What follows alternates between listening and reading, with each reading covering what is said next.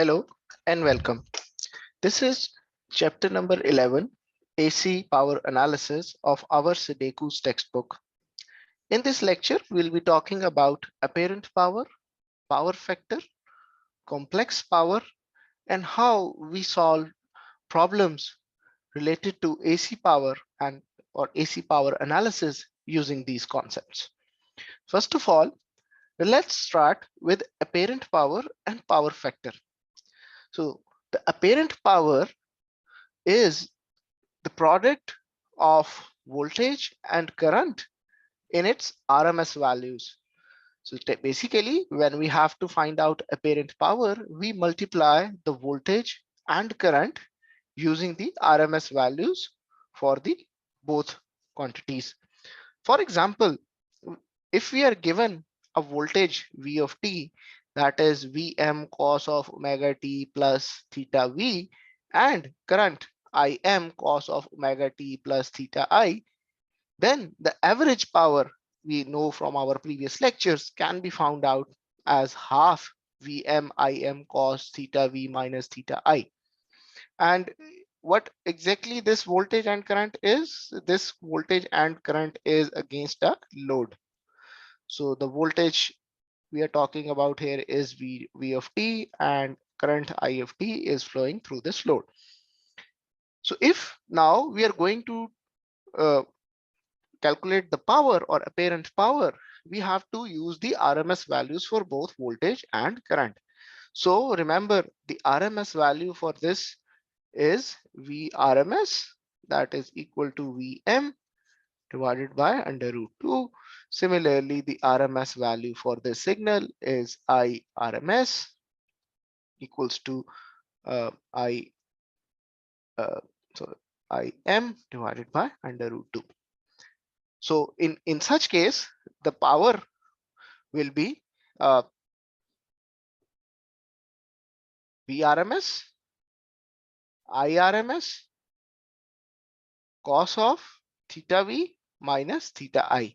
So if Vrms, if I'm going to put the value of Vrms here as Vm over under root 2 and Irms as Im over under root 2 cos of theta v minus theta I, this value comes out to be half Vm Im cos of theta v minus theta I.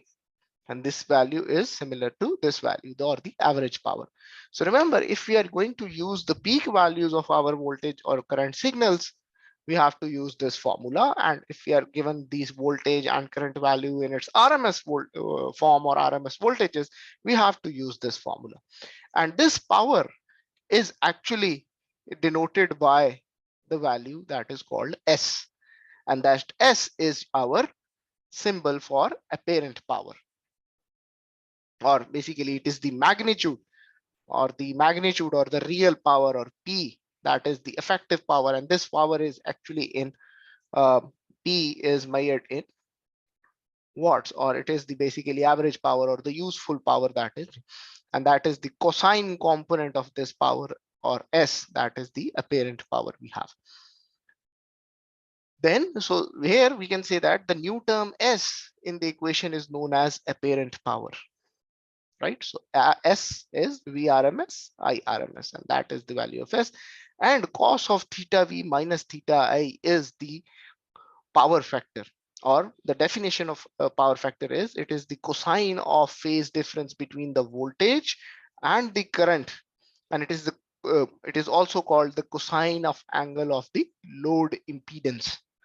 So if we are having a load and its impedance is given, say Z magnitude and the angle theta L.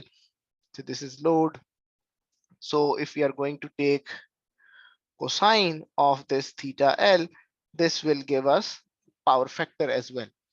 Okay, so if any load, say if any load is given to us, and this load will have this phasor value or this impedance, the power factor for this load can be calculated by this formula. Okay, so let's solve this example. So in this example, this is example 11.9 of our textbook. It says let a series connected load. So there is a series connected load. This is our load, and this load draws a voltage V of t and a current I of t across it. So the I of t, the value for I of t. So if we can just convert this into phasor form. So I is 4 angle of 10 degrees amperes. Similarly, the voltage phasor for voltage is 120 angle of minus 20 degree volts, where our omega t is 100 pi t, or omega is 100 pi, right?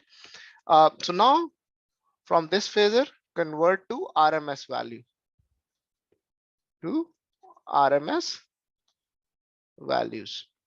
So if I'm going to convert it to RMS values, so I RMS is 4 divided by under root 2 angle of 10 degrees amperes. Similarly, if I'm going to convert V into RMS, VRMS is 120 under root 2 angle of minus 20 degree volts. Okay, so then we are asked to find apparent power. Number one, part A, we have to find apparent power. So we have to find apparent power. So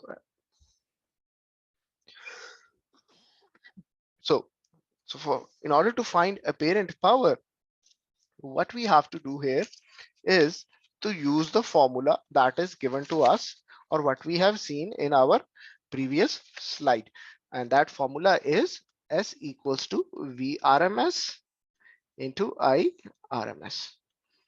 So this is the formula. So VRMS, and this is basically the magnitudes only. IRMS magnitude, VRMS. So this is uh, 120 under root 2 multiplied by 4 under root 2. So the value of S will be 240 volts amperes. So this will be the value of apparent power. Then they are asking calculate power factor. So power factor. So power factor, remember, it is the cosine of angle phase difference between voltage and the current angle. So cosine theta v from here, theta v is minus 20 degrees. Subtracting angle of I is plus 10 degrees. We are going to subtract this is cos of minus 30 degrees. So remember, cos eats up the minus sign, so this comes out to be 0.866. But remember, power factor are always given there are three types. So one is a leading power factor, one is unity power factor, and one is a lagging power factor. So leading power factor is where the current leads the voltage. Unity is current and voltage are in phase, and lagging means current lags the voltage. So if there is a negative sign with this interior angle, it means that it is a leading power factor. If there is if the cos of the angle is 0, it means it is a unity power factor, and if there is a positive sign, it means that it is a lagging power factor. So this is leading power factor what we are getting here, and it is very important. If you're going to miss this, that will not be the right answer wherever you'll be portraying this. So power factor will always be characterized at the value or the magnitude of that power factor, and whether it is leading, whether it is unity, whether it is positive. Then it says determine the element values from the series connected load. So element values, so what exactly is means by element values? So element values, it means that what is the type of load. So load can be resistive, can be capacitive, can be inductive, and can be a combination of all of them. So it can be a resistive plus it is plus a dominant inductive part, can be resistive, and a dominant capacitive part, can be only capacitors, can be only inductors. So we have to find out what is the value or what is the elements in this car. So in this case, we have to find out the load impedance. So the best case or the best way is to find out ZL, and we know that ZL is equal to V divided by I. So the V phasor we have, the V phasor we get from this is 120 angle of minus 20 degrees. The I phasor we have was 4 angle of 10 degrees. So impedance becomes 30 angle of minus 30 degree ohms. So this is the load impedance what we get. So from here we can see that if we are going to convert it into its complex form, it becomes 25.98 minus j into 15 ohms. So this is basically our resistive part, and this is our capacitive part. So the load is dominant, or the load is having dominant capacitor as in this case. Also, we can also call it that the load is more towards the capacitive side or capacitive in nature. Okay, and this basically, or we can also or see from here that when we have to calculate power factor, the power factor is the cosine of angle of the load as well. So this minus and this minus sign basically says it's a leading power factor, and leading power factor is associated with capacitive loads generally.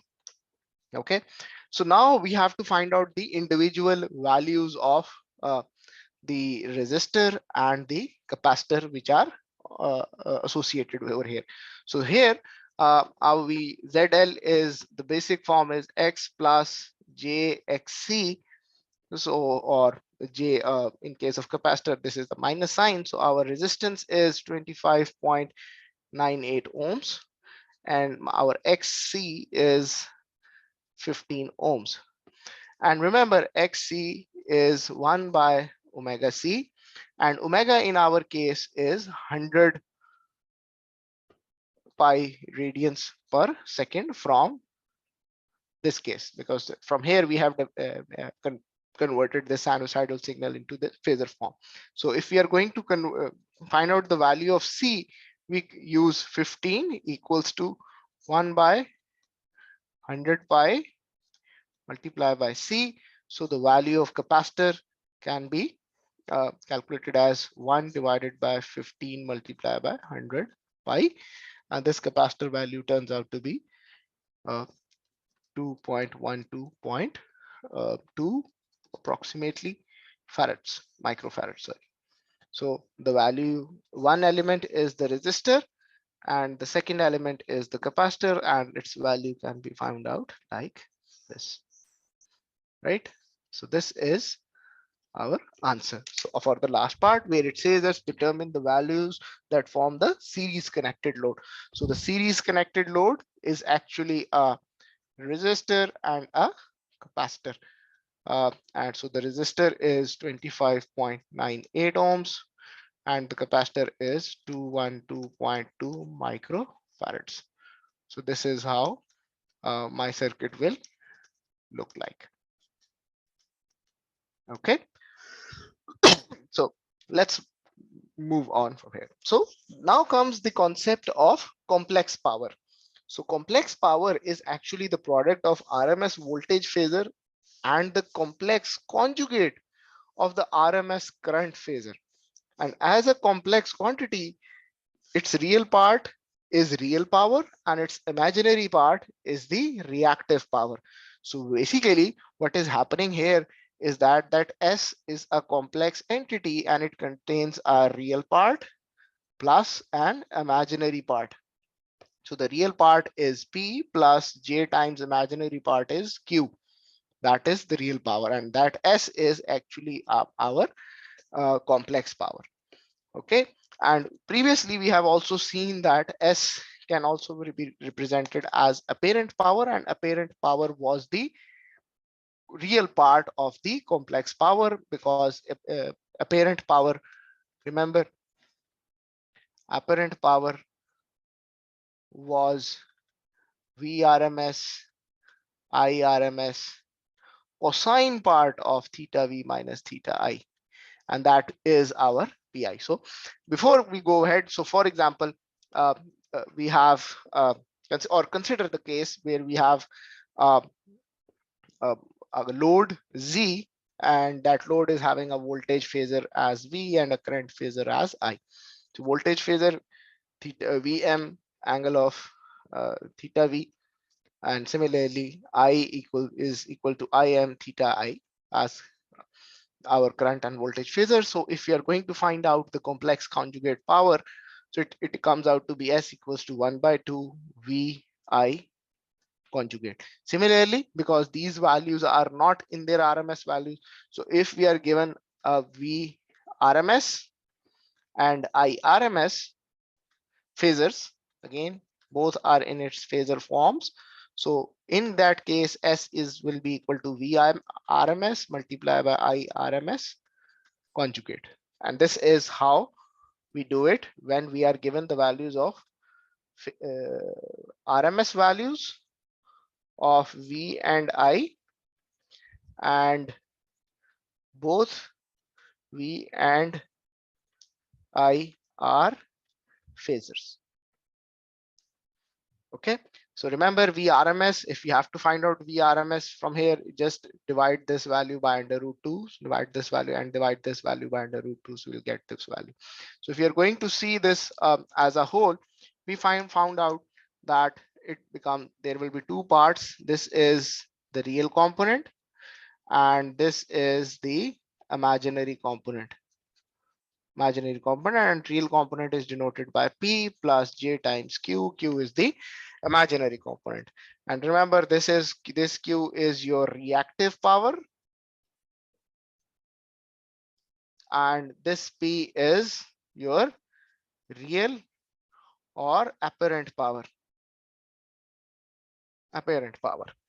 And the main and an interesting part is that whenever we are going to, or in practical power systems, we are more concerned with the S part, because there will always be some sort of inductance or capacitance associated with the power system or practical systems, apart from the resistance it have.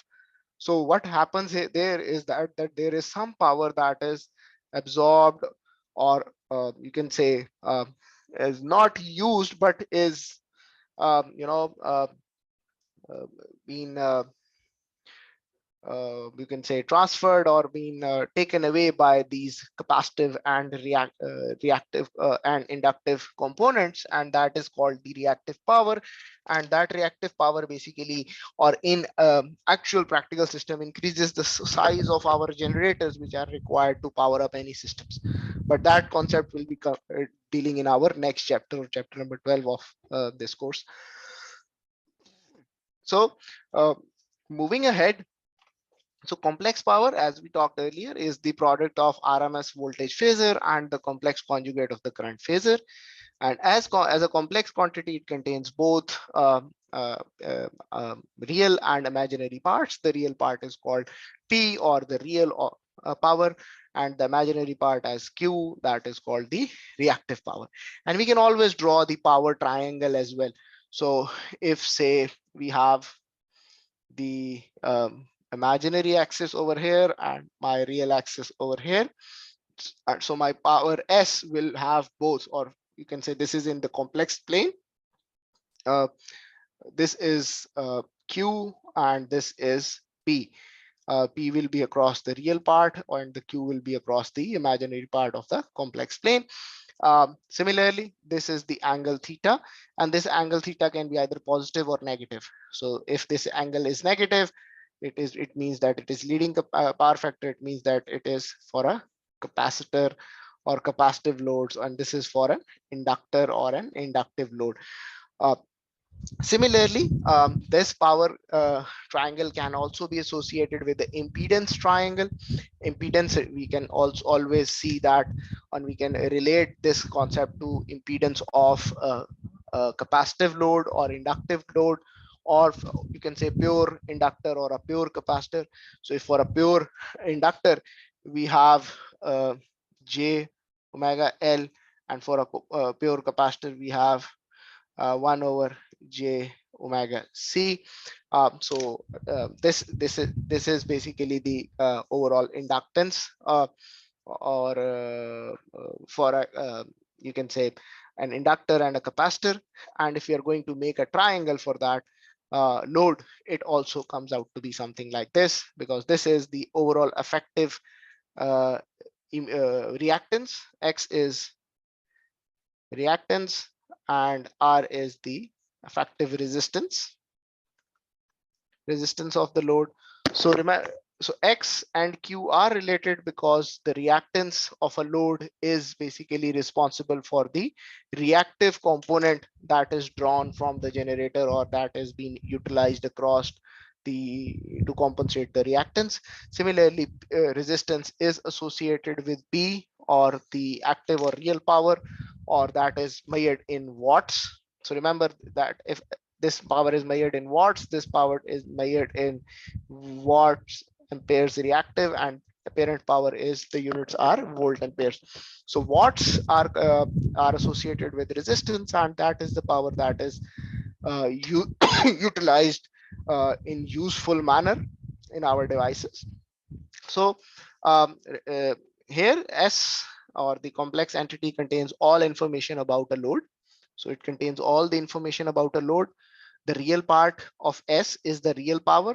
Its imaginary part is the reactive power. Its magnitude is the apparent power S, and the cosine of the phase angle is the power factor of the load. So if we are going to take magnitude of S, this is the apparent power.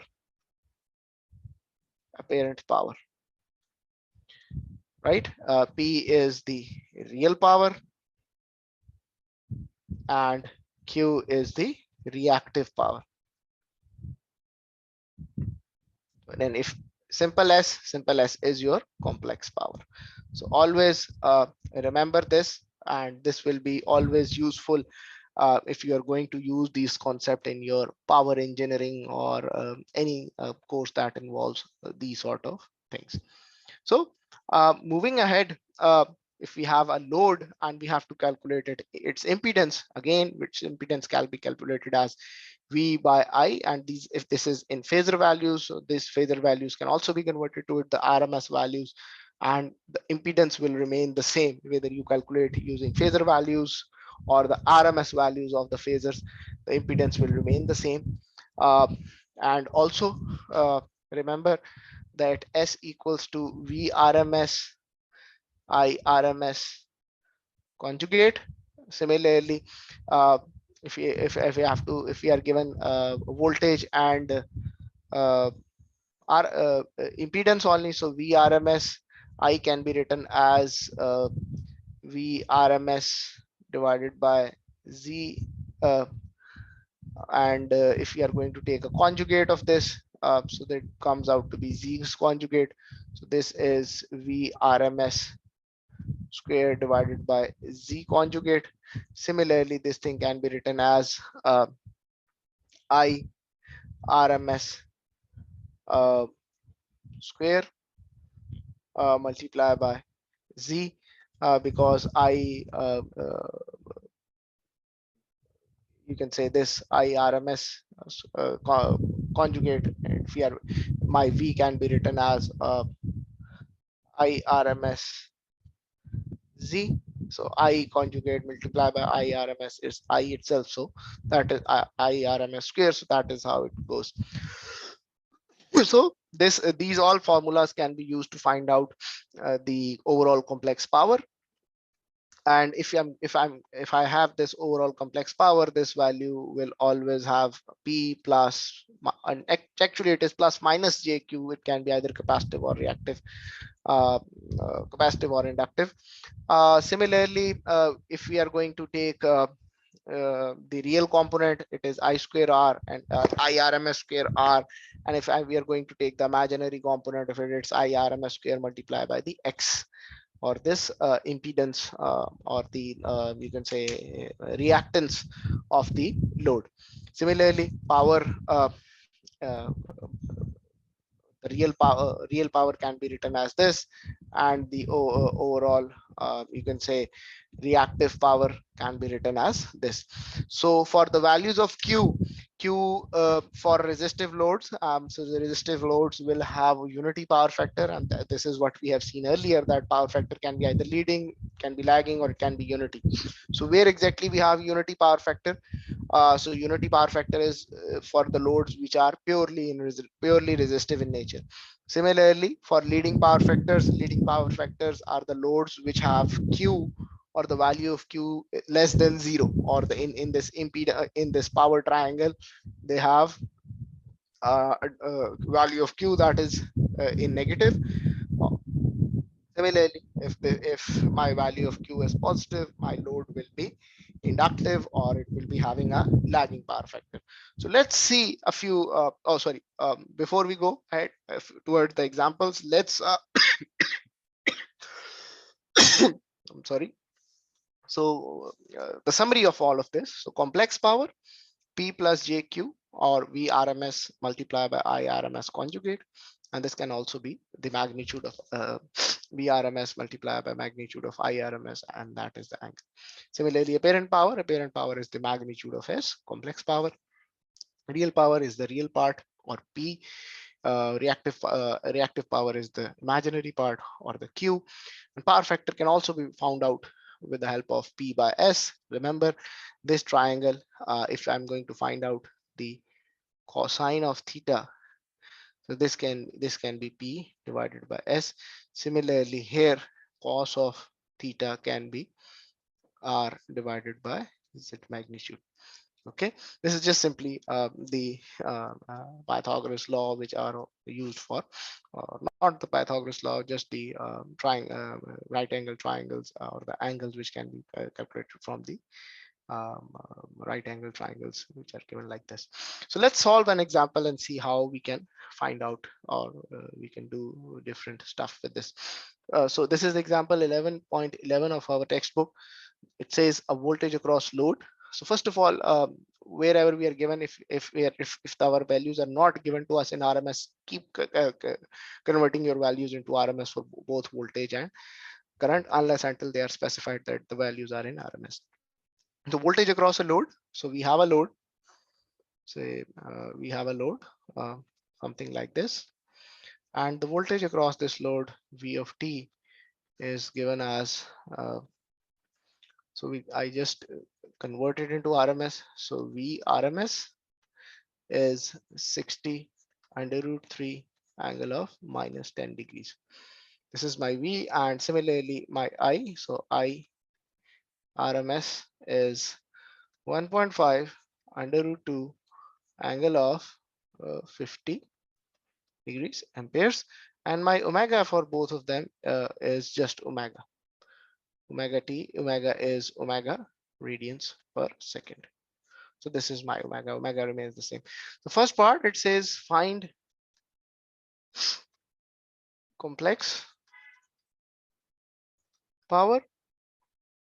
So we have to find out complex power. So remember, S is V RMS I RMS conjugate. So V RMS is 60 under root 2 angle of minus 10 degrees. I RMS conjugate is 1.5 under root 2 angle of minus 50 degrees. So if I'm going to write plus, then I have to write a conjugate. If I'm going to write minus, then it would be fine. So the answer comes out to be, if you're going to solve this, so the answer comes out to be, let me check my notes. So it is 45 angle of minus 60 degrees volts ampere. So this is my answer for complex power. The second part for this is apparent power. So apparent power, remember it is S magnitude. So apparent power is 45 volts amperes. So this is how what are the values, how we solve the first part. Then we have real and reactive powers, part B. So S we got as 45 angle of minus 60 volt amperes. So if we open it or expand it just between P plus Q form, so we get 22 point, or just in complex form, A 38.97 angle A, and comparing it with P plus JQ, so we get P equals to 22.5 watts and Q is equal to minus 38.97 volt amperes reactive. So this negative sign basically shows that my reactive load is capacitive in nature, or there is a capacitor that is associated with this. So real power and reactive power. So this is our real power, and this Q is actually our reactive power. Okay. So third part, power factor and load impedance. So we have to find out the power factor and the load impedance. So remember, we have S equals to 45 angle of minus 60 degrees. So this minus 60 degrees, so power factor is actually the this cosine of minus 60 degrees. So minus 60 is 0.5, and the negative sign basically tell us that it is leading. Okay, so the negative sign tell us that it is leading. So power factor is 0.5 leading.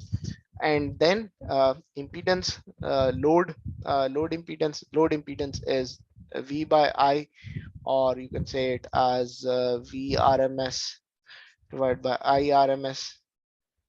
So my VRMS signal is 60 under root 2 angle of minus 10 degrees divided by 1.5 under root 2 angle of 50 degrees, and this thing comes out to be 40 angle of minus 60 degrees ohms. This is, so remember, we have both the angles over here. S is 60 and our impedance angle is 60. So it means that our all calculations are fine, because if you are going to take say a power factor from this, again it will be cos of minus 60 degrees, and this minus gives the leading nature, and this value is 0.5. So both values for power factor will be the same, and we have calculated the power factor and the load impedance now using this formula, and since the values of same, it means that our calculations are correct. So this is how we solve for complex power in such cases when we are given both voltage and current signals, and we have to find out complex power, apparent power, real power, reactive power, power factor, and the load impedance. So let's solve another example. This example actually shows us that there is a power source, then there is a transmission line, and then there is a load associated with it. So this is something that is you can say a single line diagram or a single line model of a transmission line or a distribution line in power systems. And in advanced courses you'll be seeing different uh, circuits like this, where you have to calculate or find out power or reactive power, real power, apparent power, power factors in a transmission system or in a distribution system, or its analysis across different loads. So here, this is more of less, you can say, a sort of an example that represents a real-time picture towards us. So we have a source over here. We have this as line, or this is the transmission or distribution line, and then we have a load that is associated at the end of the line. So what is happening here? So let's see in what's it is. I mean, what the question is asking. So this is example 11.13. It says that this figure shows a load being fed by a voltage source through a transmission line. The impedance of the line is represented by this value 4 plus J2 ohms and a return path. The real power, reactive power absorbed by the source, by the line, and by the load. So in this case, we are basically given certain phasor values, and to our assumption, we can assume that all these values are given in their RMS values. But again, we can assume that as well. And the best thing is always check what are the units. So this is VRMS is there. So it's good to say that yes, these values are in it in their RMS form. So first of all, let's find out total impedance. So total impedance of the circuit is the line impedance plus Z load impedance. So the line impedance is 4 plus J2 plus load impedance. Load impedance is 15 minus J10. So the overall, we can say that you can call it ZT. So ZT is 19 minus J8 ohms, or we can say it as 20.62 angle of minus 22.83 degrees, and this is in ohms. So this is the overall impedance. Let's find out the total current IT that is flowing in the circuit, and IT is V source divided by Z total. So this is 220 angle of 0, and that is divided by 19 minus J8. So this value comes out to be 10.67 angle of 22.83 amperes. So this is the current I that is flowing in the or in this circuit. So first of all, we have to find out the real and reactive power absorbed by the source. So calculate S. So if we are going to calculate S, we can get something like this plus minus J, and we can find the real and reactive power at the source. So S, if we are going to find out S is VRMS multiply by IRMS, and don't forget this conjugate sign. So VRMS is 220 angle of 0 multiply by the IRMS 10.67 angle of 22.83 conjugate. Okay, so this is the IRMS from here, and the overall value of S comes out to be, if I'm going to multiply it, this is 2163.5 minus J910.8, or it can also be written as 2347.8 angle of minus 22.83 degrees volt amperes, and this is again VA. So from here we can say that power real PS at source is 2163.5 watts, and reactive power at source is minus 910.8 VAR. So this is the value of real and reactive power absorbed at the source. This is the first answer for the first part. So we can easily see that the source is providing 2163 watts as real power, and source is also providing 910.8 watts as reactive power, which is leading in nature. Okay, then what is the real and reactive power absorbed at the source or at the line? So part B, so at the line. So remember, at the line we can find out S, or basically before that we have this line, so we have the voltage drop across the line. This is you can say V line, and this is again in RMS. This is RMS values. So this is the line impedance J plus 2, or this is Z line multiplied by I, and this is multiplied by I. And remember, I we have calculated 10.67 angle of 22.83. So 4.J2 angle of 10.67 angle of 22.83 degrees. This is right, 10, yes. So this comes out to be V line RMS comes out to be the value is 47.72 angle of 49.4 degrees, and this is volts.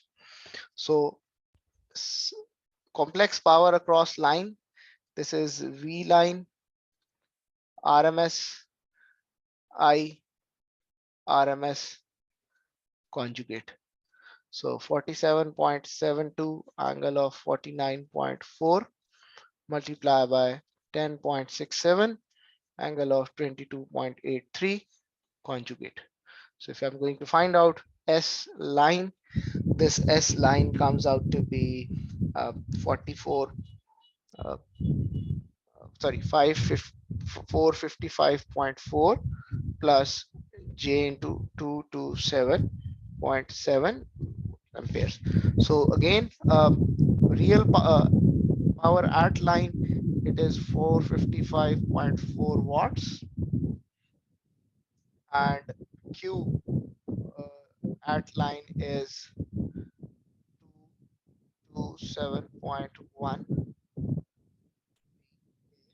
reactive. Again, this is positive sign. It means that this is lagging in nature. So line is purely and is more or less inductive in nature, and that basically shows us that that there is reactive power that is absorbed by the line, and the real power that is absorbed by the line is 455 watts. Okay, so then part C, what happens at the load? At the load. So we follow the same approach while doing the calculations.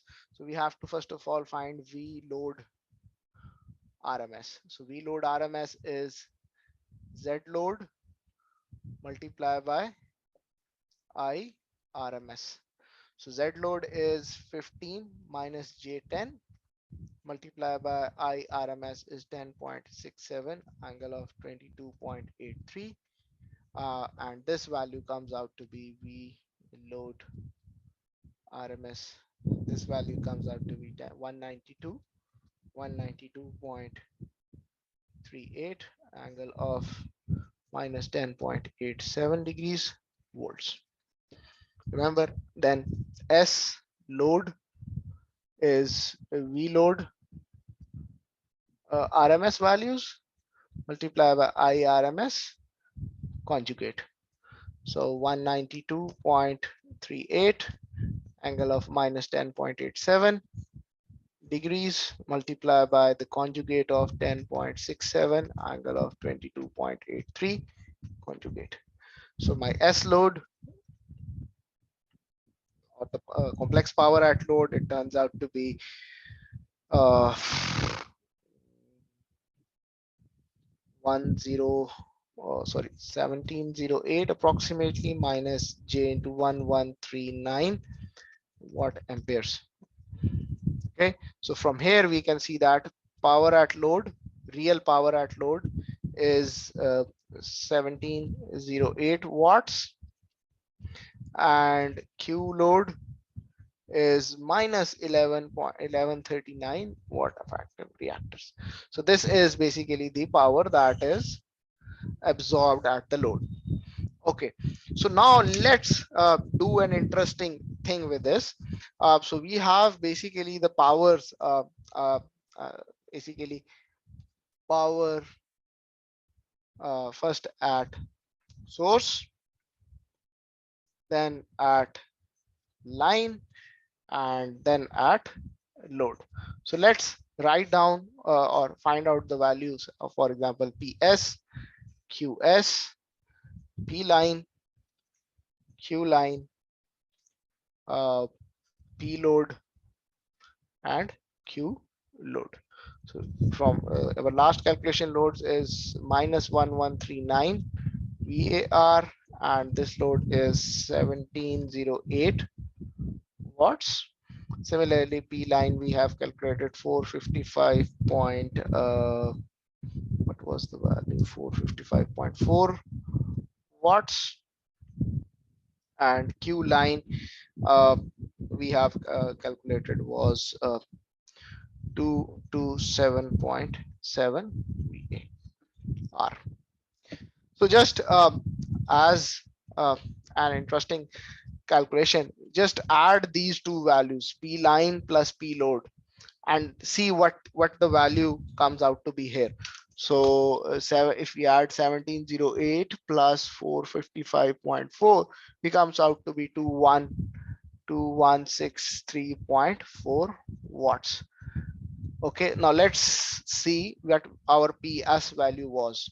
PS value is 2163.5 watts. Approximately, we are having the same values. So we are having the same values. What is exactly this is saying? Is saying that our source is absorbing or technically supplying this much power, and uh, this much power is absorbed by, for example, a 455-ish watts from this actual power is absorbed by the line, and the rest of the power that is available at the load. Similarly, if we are going to add these two powers Q 27.7 plus or minus 1139, so we come up to be this Q value is minus 1111.9 VAR. Now let's see what was the value at A, minus 910.8. So the value was 910.8. So it is approximately the same value which we have calculated. And another thing we have seen over here is that this is in positive value, this is a negative value. So technically our line or the transmission or the distribution line in this circuit is inductive in nature, whereas the load is capacitive in nature.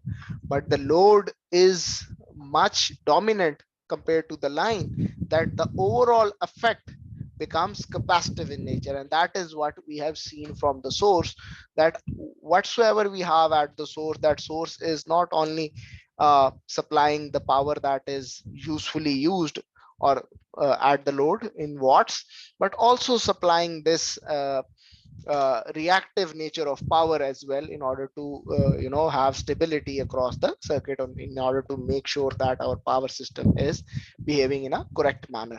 So as a whole, we can see from here that all the circuit laws are the same. If say source is supplying certain power, that certain power is absorbed at certain points. So here another convention we have missed, because generally if this power is supplied, this sign comes with a negative sign, and this sign another comes with a negative sign. This is because this is positive and I is leaving this positive sign. So from here we can say that the source is supplying, source is supplying rather than absorbing, and the line is basically absorbing, and the load is absorbing some power. So although your textbook do not go into such details, but this is something that as an engineer one should, or as a circuit designer, one should be able to appreciate, and one should be able to see that what exactly is happening and the circuit, or how we are going to do the analysis in such cases. So here I stop this lecture. So in our next lecture, we'll be talking about the power factor correction. So thank you for listening. Take care.